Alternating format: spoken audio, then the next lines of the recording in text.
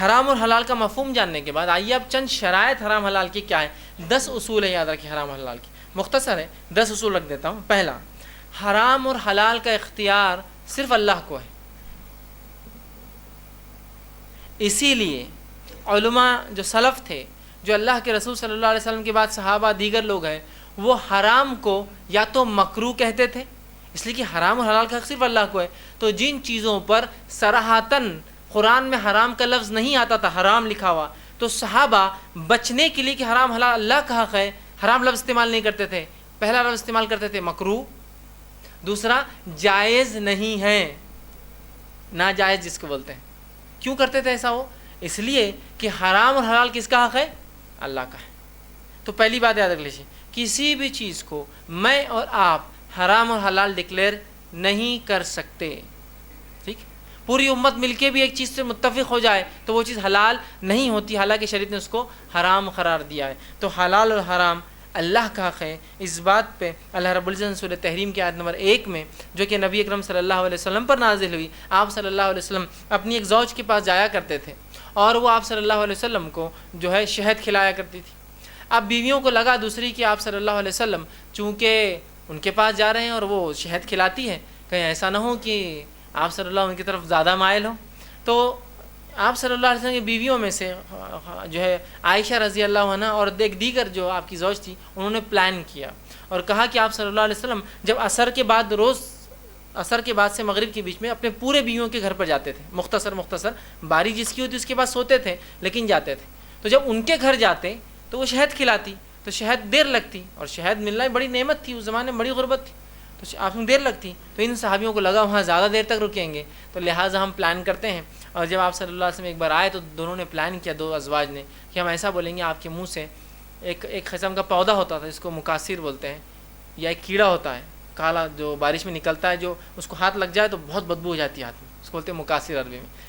تو ہم دونوں کیا کریں گے، پلان کر کے بولیں گے آپ کے منہ سے مکاثر کی آواز. جب آپ صلی اللہ علیہ وسلم اس ازواج کے گھر سے نکل کے جہاں شہد کھاتے تھے ادھر گئے تو کہا اللہ کے رسول آپ کے منہ سے مکاثر کی بو آ رہی، مطلب وہ گندے پھول کی یا وہ اس کیڑے کی بو آ رہی. آپ نے کہا نہیں، میں نے تو ایسا کچھ. پھر آپ دوسری کے پاس گئے، چونکہ آپ باری باری جاتے نا، اس نے بھی یہی کہا کہ اللہ کے رسول آپ کے منہ سے مکاثر کی بو آ رہی. آپ نے کہا میں آج کے بعد شہد نہیں کھاؤں گا. جو ہی اللہ کے رسول نے یہ بات کی، اللہ نے آیت پڑھی، یا ایھا النبی لما حرم ما احل اللہ لک، اے نبی تم کون ہوتے ہو جس چیز کو اللہ نے حلال کیا حرام کرنے والے. تو اللہ حرام اور حلال کا حق کس کا ہے؟ اللہ کا. اسی لیے علماء سلف اور صحابہ تابعین اتنے محتاط تھے، اور حرام کا لفظ جب تک صراحتاً حدیث میں قرآن میں نہیں آتا وہ مکروہ، ناجائز ہے، ممنوع ہے، ایسے لفظ استعمال بچتے تھے، تاکہ کہ تو یہ حق خاص اللہ کا ہے صرف.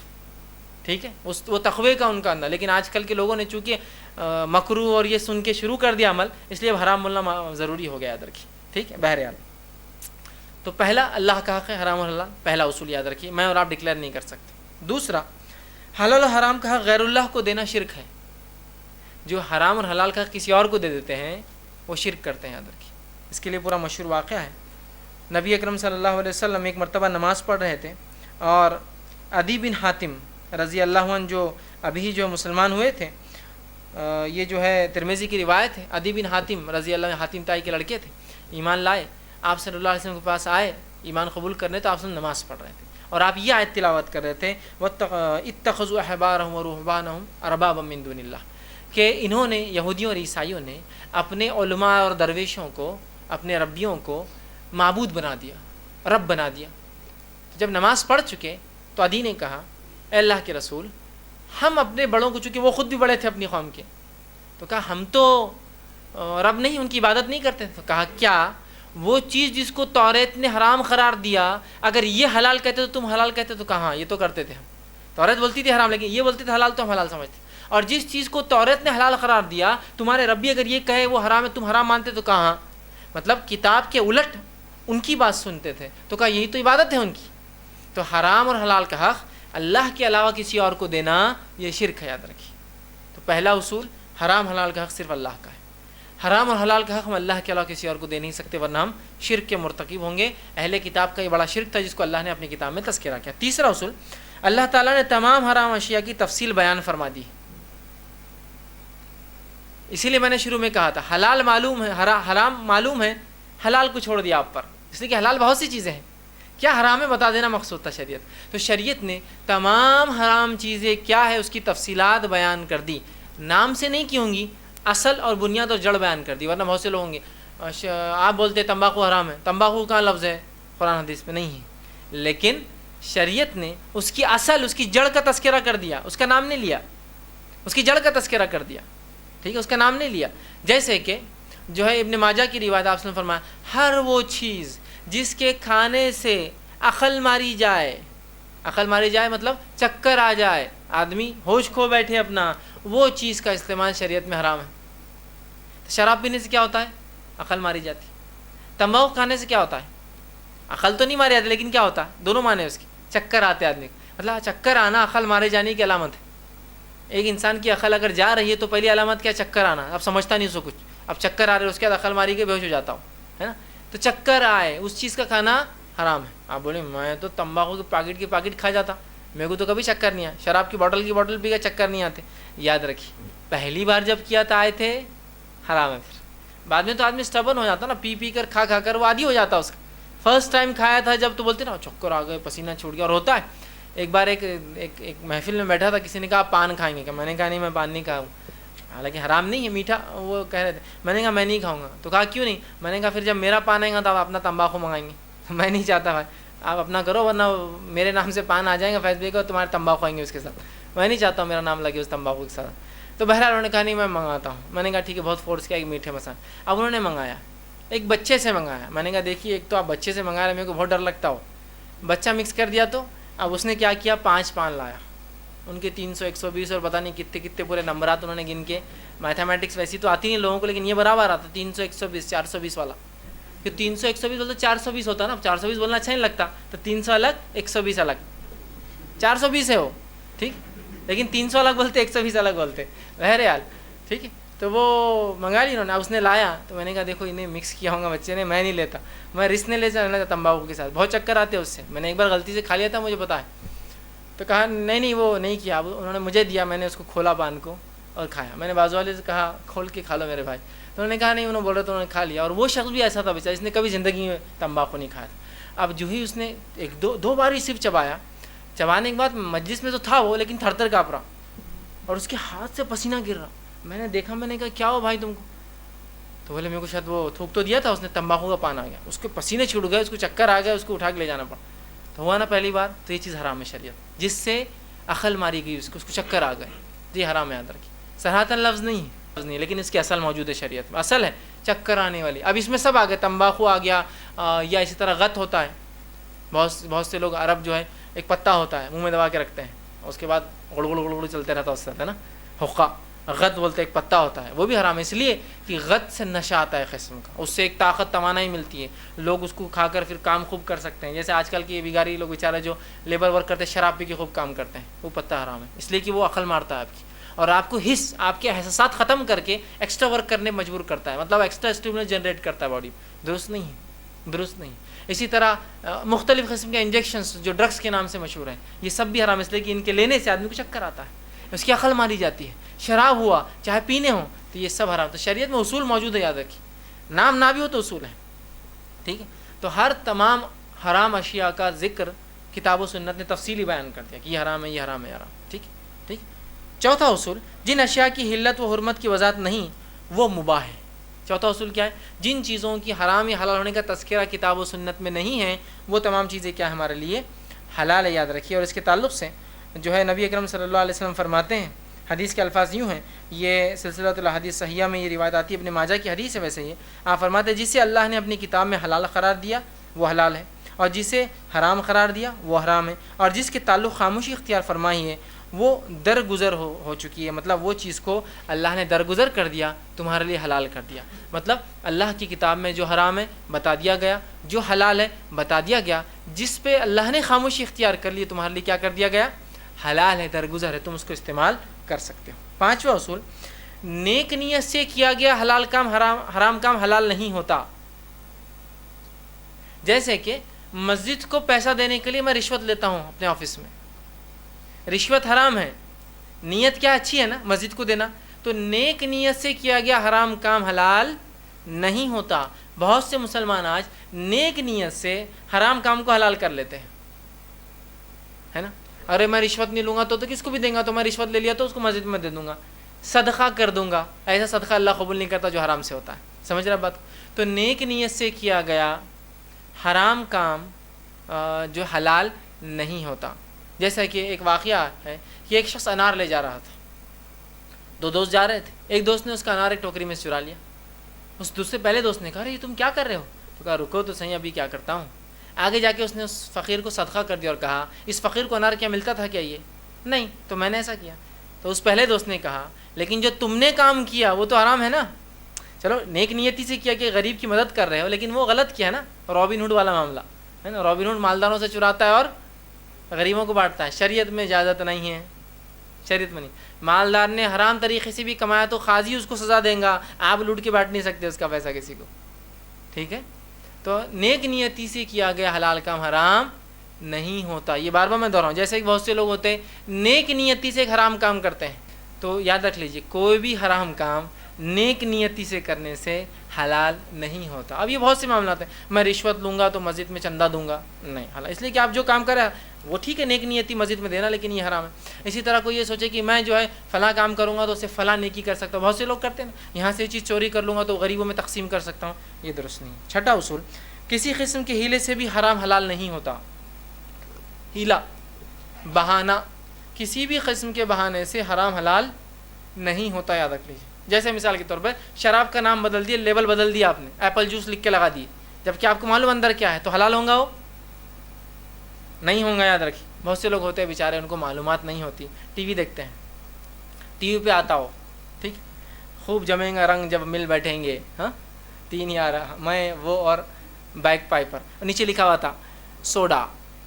اب جو عام لوگ رہتے ہیں ان کو معلوم نہیں کہ ٹی وی پر شراب کے ایڈ ممنوع ہے، بین ہے، شراب بین ہے ہندوستان میں، تو لیکن وہ ایڈ کو آپ شکل بدل کے دے سکتے ہیں. تو وہاں سوڈا، پیور ڈرنکنگ واٹر، حالانکہ سب سے سڑا گندا نالی کا پانی ہے لیکن pure drinking water, mineral water, soda, ایسے نیچے چھوٹا سا تھا لکھا کنڈیش. تو وہ کیا سمجھتے بیچارے صحیح سوڈا ہے، چونکہ ان کو علم نہیں ہوتا کہ یہ شراب کے ایڈز ہے. لیکن چونکہ حکومت شراب کے ایڈ دینے کی اجازت نہیں دیتی تو اس کے ایڈ کا نام بدل کے دیا جاتا ہے، اس کو مختلف چیزیں دیا جاتا ہے. عجیب و غریب مطلب آپ، لیکن جس کو معلوم ہے اس کو معلوم ہے کہ ایک ایڈ ہے، وہ سمجھ رہے نا. جو طلبگار ہے وہ جان لیتا ہے کہ نیا مارکیٹ میں ریلیز ہو گیا اس کا پروڈکٹ، ٹھیک، اس کو معلوم رہتا. وہ ایڈ کچھ تو بھی الگ رہتا، گاڑی بھگا رہا، ادھر سے کود رہا، ادھر لڑ رہا، ادھر ناک آؤٹ ہو رہا، لیکن پھر پیچھے ایڈ آتا ہے. آپ سمجھ ناک آؤٹ کا نیا آ گیا 10,000 20,000 30,000 40,000 50,000، ہے نا. تو وہ طلبگار سمجھ جاتا ہے کہ اپنا مارکیٹ میں نیا پروڈکٹ ریلیز ہو گیا، ٹھیک.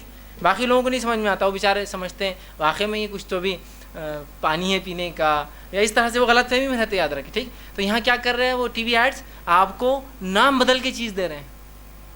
وہ کوئی سوڈا نہیں ہے، شراب ہے وہ، اور وہ حرام چیز ہے. تو کسی حرام چیز کا ہیلا ڈالنے سے وہ حلال نہیں ہوتی. نام بدل دیا آپ نے، ہیلا بنا دیا آپ نے اس کو، تو ایسے ہیلے شریعت میں. جیسا کہ آپ نے فرمایا موسیقی حرام ہے، آپ کسی ہیلے سے موسیقی نہیں بجا سکتے، ہیلا نکال کے نہیں، یہ موسیقی نہیں ہے، میوزک نہیں. جیسا بہت سے لوگ ہیں، ایک صاحب مجھے کہنے لگے کہ انہوں نے ایک نشید سنایا، او پوری نشید میں ایک سے ایک چیزیں بج رہی، پورا دنیا بھر کے اس میں ڈھول تماشے اور تاش سب بجے. تو میں نے کہا یار یہ ایسی کیسی نشید ہے، اس میں تو پورے میوزک ہے. تو کہاں میوزک نہیں ہے بولے. میں نے کہا پھر اس کے اندر نیچرل وائسز ہے بولے. اچھا. میں نے کہا اب یہ نیا ہے، مطلب اگر میں ڈھول بجاؤں تو حرام اور تو ڈھول کی آواز نکالے ریکارڈ ہو تو حلال. یہ کیسا ہوا؟ اس کے پیچھے کیا لاجک کیا ہے اس کے پیچھے؟ اس لیے کہ میوزک جو انسان کو کرتی ہے نقصان، وہ تیری آواز بھی کریں گے، ڈھول بھی کر رہا ہے. کوئی ڈھول دیکھ کے تو آدمی ناچتا نہیں ہے نا، آواز سن کے ناچتا ہے نا اس کی. کیا ڈھول دکھیں گا تو ناچیں گا؟ لوگ ٹیپ ریکارڈر جو سنتے ہیں ان کو کہاں دکھتا ہے پکچر، بھی ناچ رہے ہیں، مت مست ہے اپنے گانوں کے اندر، نشہ ہے گانے بھی. بہت سے لوگ ہوتے ہیں وہ جگجیت کو جب تک سنے نہیں ان کو ہوش نہیں آتا ہے نا. صبح صبح لگے ہوئے رہتا گھر کے اندر، پڑے ہوئے رہتے ہو. فجر کی بات بولے، نماز کے بعد 1 گھنٹہ کمپلسری. ایک عجیب بات ہے. ہاں وہ چل رہا گا رہا، وہ پیچھے وہ ہارمونیم چلتے رہتا. وہ میوزک کی عادت ہے آپ کو. اس آدمی کی آواز آپ خالی سنیے پھر آپ کو مزہ نہیں آئے گا اس میں، کہ تو ہارمونیم بجتا ہے نا، آپ عادی ہو گئے اس میوزک کے، اس کے بغیر کیا ہوتا ہے آپ رہ نہیں پاتے. کچھ لوگوں گانے کی عادت ہے تو اس طرح سے ہوتا. تو یہ ہیلے مت تلاش کیجیے. یاد رکھیے. تو ہیلا کیا نکالا انہوں نے کہ نیچرل وائسز سے بولے آدمیوں کی. تو میں نے کہا یہ تو اچھا تو نے نکالا نا. مطلب ایک آدمی اگر بینجو کی آواز نکالے تو بینجو نہیں بجایا تو حلال کر لیا تو نے اس کو. ایک آدمی آرکیسٹرا کی ضرورت نہیں ہے، اور آرکیسٹرا اگر منہ سے بجا، 4 آدمی کھڑ رہے کہ ایک ڈھول بجا رہا منہ سے فزیکل نہیں، اور ایک جو ہے کوئی پیانو بجا رہا، اور مختلف جو آرکیسٹرا میں چیزیں ہوتی ہیں انسٹرومنٹ، تو کیا وہ حلال ہو گیا؟ تو لے ہاں حلال ہے. میں نے کہا واہ یہ ہیلا ہے، یہی تو ہیلا ہے. شریعت نے آلات کو حرام اس لیے قرار دیا کہ ان سے نکلنے والی موسیقی انسان کو اللہ کے ذکر سے دور کرتی ہے. اب تو موسیقی منہ سے نکال کر یہ کہوں گے یہ درست ہے، تو کیا لاجک نہیں ہے اس کے پیچھے. اور پھر ووکلسٹ آرٹسٹ نکلے پھر نئے، وہ کیا کرتے ہیں؟ منہ سے پوری موسیقی بجا لیتے، ان کو انسٹرومنٹ کی ضرورت ہی نہیں. اور میں نے دیکھا ہے بس ایک آرٹسٹ ہے یونائٹڈ اسٹیٹس کا، وہ 142 انسٹرومنٹس کی آواز نکالتا ہے اپنے منہ سے، اور ایک وقت 20 25 انسٹرومنٹ کی آواز نکالتا ہے ایک وقت میں ایک ہی ساتھ. جب وہ منہ سے اتنی آوازیں نکالتا ہے جیسے 25 انسٹرومنٹ ایک ساتھ بج رہے ہوں. مطلب اگر وہ اکیلا کھڑا ہے تو پورا کانسرٹ ہو جا سکتا بغیر پیچھے میوزیشین کی، اتنی اچھی. اور وہ کئی جگہ، حالانکہ مسلم ہے وہ، لیکن چرچز میں جاتا ہے اور ان کی کانسرٹس میں جو ہے وہ جہاں ڈھول سستا والا جو ان کے تک کاسٹ نہیں ہوتی، کہ تو جب آپ بلاتے ہیں ڈھول تاشی والا بہت کاسٹلی ہوتا ہے یاد رکھیے، تو وہ اس کو بلا لیتے ہیں کہ تو وہ خالی اکیلا آدمی پورا کام کر کے چل جاتا ہے کم پیسوں میں. تو کیا وہ حلال ہو گیا؟ وہ نہیں، اس لیے کہ میوزک ہے، وہ اللہ کے ذکر سے آپ کو دور کر رہی ہے، چاہے انسٹرومنٹ دکھ نہیں رہے ہو. تو یہ ہیلے ہے، یاد رکھیے، ہیلے نہیں چلیں گے. انٹرسٹ ہے، سود ہے، سود کو نام بدل دیا آپ نے، مفاد، بینیفٹ، پروفٹ، تو یہ نہیں چلیں گے. شیئر ہولڈنگ نہیں چلیں گا. اگر وہ سود ہے، نام بدلنے سے، ہیلے سے کوئی حرام چیز حلال نہیں ہوتی. اسی طرح 7واں اصول ہے، حرام کا ذریعہ بننے والی چیز بھی حرام ہے. حرام کا ذریعہ بننے والی چیز بھی حرام ہے، یاد رکھیے. سمجھ رہا ہے بات کیسا؟ کوئی چیز حرام کا ذریعہ بن رہی ہے تو وہ چیز بھی آپ جو ہے نہیں کر سکتے، اس لیے کہ وہ چیز سیدھے اس کا ذریعہ انڈائریکٹ ہو رہی ہے، وہ ایک الگ چیز ہے. میری کرانے کی دکان ہے، کوئی آ کے وہاں سے سودا لے جاتا ہے، کاجو بادام لے جاتا ہے، کھانے پینے کی اشیاء لے جاتا ہے، اور گھر جا کے اس کے ساتھ شراب پیتا ہے، اس سے میرا کوئی تعلق نہیں، چونکہ میری اشیاء سیدھے وجہ نہیں. لیکن ہاں، میں خاص طور سے بھجیے، پکوڑے اور کاجو بادام لے کے شراب کھانے کے بعد وہ کھڑا ہوں. اب ڈائریکٹ ریلیشن ہے میری بیچنے کی چیز کا اس شراب سے، اب معین مددگار ہے میری وہ چیز ہے نا. کہیں سے بازار سے لا رہا ہو ایک الگ چیز ہے، خاص میں نہیں کر سکتا، تو کیوں؟ تو وہ وجہ بنے. تو جو چیز حرام کے لیے وجہ بنتی ہے وہ چیز بھی حرام ہے، یاد رکھیے. یہ الگ چیزیں، کچھ چیزیں ہیومن بینیفٹس کے لیے نکالی جاتی ہے لیکن لوگ اس کا مس یوز کرتے ہیں، وہ ایک الگ چیز ہے، یاد رکھیے، وہ ایک الگ چیز ہے. لیکن عمومی اعتبار سے جو چیز حرام کے لیے ہوتی ہے، حرام کے لیے تیار کر رہے ہیں اور آپ بھی اس میں معین مددگار ہو رہے ہیں، تو اس چیز کا کرنا بھی یاد رکھیے حرام ہے. ٹھیک ہے؟ تو حرام کا ذریعہ والی تمام چیزیں وہ حرام ہے، یاد رکھیے شریعت میں، کہ جیسا کوئی چیز ذریعہ بن رہی ہے حرام. جیسا مثال کے طور پر یہی آج کل کے جو عاشق مزاج لوگ ہوتے ہیں، اور بالخصوص ان عاشق مزاج لوگوں کو سپورٹ کرنے والے، وہ بھی شاید عاشق مزاج رہیں گے اپنی زندگی کے اندر، سپورٹ کرتے ہیں. آپ کا وہ سپورٹ سے اگر وہ نوجوان آگے بڑھ کے وہ کام کرتا ہے تو آپ بھی حرام میں ملوث ہیں، کہ تو آپ کی وجہ سے کر رہا ہے. ایک نوجوان ہے، وہ چاہ رہا ہے اس لڑکی سے افیئر کرے، اور آپ بولے ٹھیک ہے میں آپ کی مدد کروں گا، تو آپ بھی حرام میں شامل ہیں، اس لیے کہ آپ بھی ذریعہ بنے اس کے حرام اس کام کی. تو حرام کے لیے چیز ذریعہ بنتی ہے وہ بھی حرام ہے. ایک آدمی کہہ رہا ہے کہ میں مجھے بینک سے لون لینا ہے، سودی لون، چاہے بینک سے ہو غیر بینک سے، سودی لون لینا ہے، اور آپ صرف گواہ بن جائیے، تو آپ بھی حرام میں شامل، اس لیے کہ آپ سیدھے گواہ بنے اس مسئلے کے اندر، ہے نا. اور آپ نے اس حدیث کو واضح کیا، کہا لعنت ہو شخص پر جو انگور لگائے. اب بولیں گے انگور لگانا حرام نہیں، انگور لگانا حرام نہیں ہے. اس نیت سے انگور لگانا کہ بازو شراب کی کمپنی انگور جلدی بک جائیں گا، میرا کمپنیاں اٹھا لیں گی، حرام. لعنت ہو اس پر جو انگور توڑے، ایسے کھیتوں میں انگور توڑنا جہاں معلوم ہے کہ یہ پیسہ، یہ انگور جو ہے شراب بننے جاتا، حرام ہے. لعنت ہو اس شخص پر جو ٹرانسپورٹیشن کرے، لے جائے وہاں سے. لعنت ہو اس شخص پر جو اس کو پیسے، جہاں وہاں پیسے جاتا کمپنی کے اندر. لعنت ہو اس شخص پر جو اس کو بھرے، باٹلنگ کرے اس کی. لعنت ہو اس شخص پر جو اس کو سرو کرے، ہوٹل میں جا رہا ہے آپ سرو کرے. لعنت ہو اس شخص پر جو اس کو پیے. لعنت ہو اس شخص پر جو اس کا کھاتا لکھے اس کے اندر بیٹھ کے. سب پہ لعنت ہے. اس لیے کہ آپ بولیں گے میں شراب تھوڑی پی رہا یار، میں خالی اپنے ٹرک میں لے آ کے ڈال دے رہا ہوں، لیکن آپ بھی اس میں سیدھے وجہ بن رہے ہو اس حرام کام. سمجھ رہے ہیں؟ کسی اور کے ذریعے کرے ہو. تو حرام کے لیے جو چیزیں ذریعہ بن رہی ہیں اور جس سے وہ حرام کام کر رہا ہے وہ بھی حرام ہے، یاد رکھیے. یہ ہے 7واں اصول. اسی طرح 8واں اصول، حرام سب پر سب جگہ حرام ہے. حرام چیز سب پر سب جگہ حرام ہے. یہ نہیں کہ میرے لیے حلال ہے تمہارے لیے حرام ہے. ہاں کچھ چیزیں حالات کے اعتبار سے، حالات اس لیے کہ شریعت میں جو بھی چیز حرام ہے وہ ایک وقت حلال ہے. یہ شریعت کی اتنی آسانی اور اتنی خصوصیت ہے، یہ اتنی سہولت دی اپنے ماننے والوں کہ ہر چیز جس کو حرام قرار دیا اس کو ایک وقت جا کے حلال بھی کر دیا. اب بولیں گے وہ کہ جلدی بتاؤ شراب کب حلال ہوتی. نہیں، میں وہ نہیں بتانا، میں یہ بولنا چاہ رہا ہوں شریعت اتنی آسان ہے کہ انسانی جان کا اتنا حرمت ہے کہ آپ کی جان جانے کا اگر اندیشہ ہے تو آپ شراب پی کے زندہ رہ سکتے ہیں. یہ بتانا چاہ رہا ہوں. مطلب بحالت مجبوری ہر حرام چیز بھی حلال ہو جاتی ہے. جیسے کہ آپ ایک ایسے علاقے میں چلے گئے جہاں آپ کے لیے پینے کے لیے کچھ بھی نہیں سوائے شراب کی. مجبوریاں ایسی ہو جاتی ہے، ایسے ہو جاتی ہے. جیسے ایروپلین کریش ہو گیا کسی کا، ایسے علاقوں میں جب برفیلا ہے، لوگ تو بچ گئے، پینے کچھ بھی نہیں، پانی تو رہ ہی نہیں سکتا، برف کھانے تو لے کر. اب کیا کریں گے جان بچانے کے لیے؟ آبادیوں میں جانے تک کوئی سوال نہیں، کوئی حل نہیں ان کا سوائے اس کے کہ شراب جو ہے 257 ڈگری تک مائنس میں جمتی نہیں. یاد رکھیں اس کا جو ہے فریزنگ ٹیمپریچر بہت لو ہوتا ہے، -257 ڈگری پہ جمتی ہو، تب تک وہ جو ہے لیکوڈ فارم میں رہتی ہے. تو ظاہر سی بات ہے ایسی جگہ کیا مل سکتا ہے آپ کو پینے کے لیے؟ یہ مجبوریاں ہیں آپ کی، اس کے علاوہ کوئی حل نہیں. یا وہ جو صاحب کوئی ایسی جگہ چلے گئے جہاں سے سور اور گوشت ملتا ہے، 3-4 دن تو ٹھیک ہے، 10-15 دن مہینے بھر کا معاملہ آ گیا تو، اور اس کے حل نہیں ہے اس کو. یا ایسا کچھ ہو جائے جیسا کہ کچھ لوگوں کے ساتھ ہو گیا، اللہ نہ کرے، ایسی مصیبت میں آ گئے کہ کسی جگہ دب گئے، کسی جگہ آندھی طوفان میں پھنس گئے جہاں اس کے علاوہ کچھ بھی نہیں، کہ مردار جانور ہے، سور کا گوشت یا مردار جانور، بولی مردار بھی حرام. تو اب اتنا کھانا حلال ہے جتنا ضرورت ہے. تو ہر حرام چیز دیکھ رہے ہیں نا، شریعت کتنی آسان ہے کہ آپ کو حلال کر دیتی ہے آپ کی جان بچانے کے لیے. اتنی وہ ہے. تو اس طرح سے تو حرام، لیکن عام حالت میں حرام ہر جگہ حرام ہوتا ہے، لیکن خصوصی جگہ یہ حلال ہو جاتا ہے. خصوصی جگہ جیسے کہ مثال کے طور پر علی بن ابی طالب رضی اللہ عنہ کو اللہ کے رسول نے خاتون کی طرف بھیجا، جس کو ایک صحابی رسول نے اس لیے نہیں کہ مخبری کرے مسلم، اس لیے کہ میرے بچے بچ جائے. انہوں نے ایک خط لکھ دیا تھا کہ آپ صلی اللہ علیہ وسلم امید ہے کہ حملہ کریں گے مشرکین پر، لہٰذا تم بچوں کو لے کر نکل جاؤ. انہوں نے مخبری نہیں کی تھی، اس ڈر سے کہ کہیں میرے بچوں کو نقصان ہو جائے. لکھ دیا، وہی کے ذریعے آپ کو بتایا گیا کہ ایسا ہوا ہے. علی بن ابی طالب کو آپ نے بھیجا، جاؤ دیکھو علی. جب علی رضی اللہ عنہ گئے اس عورت کے پاس اور کہا کہ وہ کیا ہے، وہ چٹھی تھی اس کے پاس، نکالو. تو کہا میرے پاس کچھ بھی نہیں، میرے پاس کچھ بھی نہیں. کہا اچھا کچھ بھی نہیں. کہا پھر کہتا ہوں وارننگ، نکالو اور کچھ ہو. تو کہا میرے پاس کچھ بھی نہیں. کہا اس کے بعد جو ان کے ساتھی 2 لوگ تھے، کہا اس کے پورے کپڑے کیا اتارنا چالو کرو. کہا اب تجھے میں ننگا کروں گا، اس لیے کہ مجھے چاہیے، اس لیے کہ وہاں اگر اس کو چھوڑ دیا جاتا اس کے پردے کی وجہ سے تو ایک بہت بڑا لاس ہو جاتا، دشمن کو پتہ چل جاتا مسلمانوں نے کیا پلاننگ ہے. تو کہا اسے کپڑے اتارو باری باری کی. انہوں نے کہا کپڑے کہاں اتارو اسے کپڑے کے بعد پورے بترتیب. تو کہا نہیں میں یہ مت کرو. اس کے بال بڑے گھنے تھے، اس میں سے اس نے خط نکالی، چھپا ہوا تھا اندر، جو کہ باہر نہیں دکھ رہا تھا کہیں، ظاہری طور سے چیکنگ لی گئی نہیں دکھا. اور ظاہر سی بات ہے کوئی صحابیہ ساتھ نہیں تھے آپ کے، صحابہ خالی تھے. تو کہا چیک کرو اس کو. عمومی حالت میں آپ کسی عورت کو چیک کر سکتے ایسا نہیں. اب کیا ہوا، تو شریعت نے ایکسٹریم کنڈیشنز میں آپ کو حرام کو بھی حلال قرار دیا. تو یہ بھی چیز سمجھے. اسی طرح جو بہت سارے واقعات ہوتے ہیں، جہاں مثال کے طور پہ ایک واقعہ ابھی میرے سامنے بھی آیا تھا اور آپ لوگوں کے ساتھ بھی کبھی ہوا ہوگا کہ خاتون کا ایکسیڈنٹ ہو گیا، با پردہ خاتون جو پورے پردے میں ایکسیڈنٹ ہو گیا.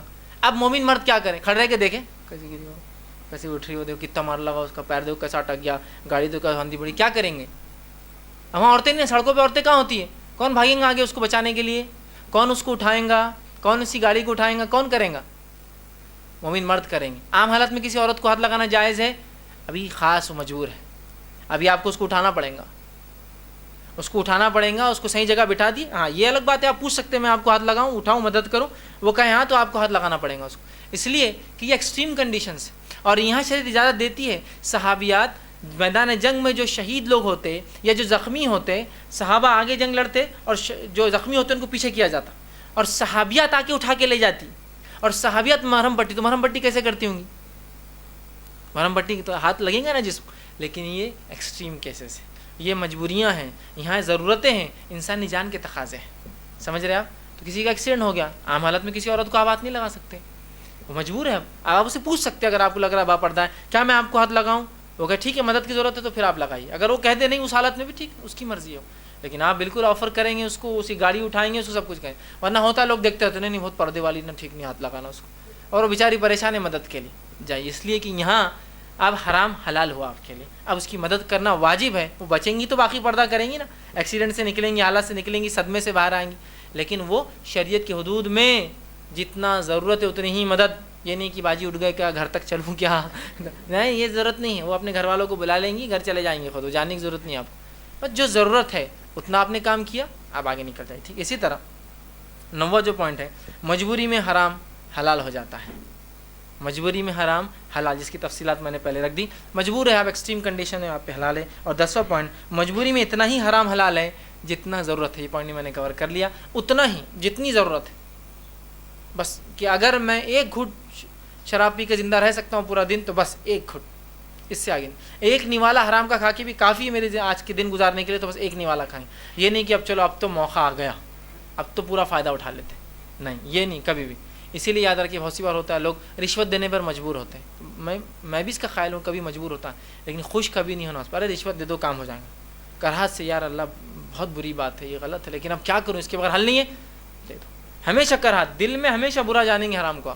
اس لڑکی کی آپ نے مدد کی جو گر گئی تھی, اس سے پوچھ کر بھی, لیکن دل میں برا جانیں گے, اللہ اچھا نہیں ہو میں نے اس کو ہاتھ لگایا, لیکن میں مجبور تھا. سمجھ رہے آپ, وہ خوشی کا موقع نہیں ہے. وہ حلال کو حرام, جب شریعت حرام کو حلال کر رہی ہے تو آپ خوشی سے مت وہ کیجیے, جتنی ضرورت ہے اتنا صرف فائدہ اٹھائیے اور پھر پیچھے سرک جائیے. ٹھیک, تو یہ اصول تھے یہ حرام اور حلال کے. ہمیں چاہیے کہ ان حرام اور حلال کے اصولوں کو بہت زیادہ سنجیدگی سے لیں اور اپنی زندگی میں کوشش کریں ہر کام میں حلال کا ارتکاب ہو اور حرام سے ہم مکمل طور سے اجتناب کریں. آخر میں اللہ رب العزت دعا ہے کہ اللہ سبحانہ تعالی ہمیں جو ہے حلال کے کرنے کی توفیق عطا فرمائے اور حرام سے بچنا ہمارے لیے آسان کریں. جب تک ہمیں زندہ رکھے اسلام اور ایمان پر زندہ رکھے. خاتمہ ایمان پر ہو. آخر دعوانا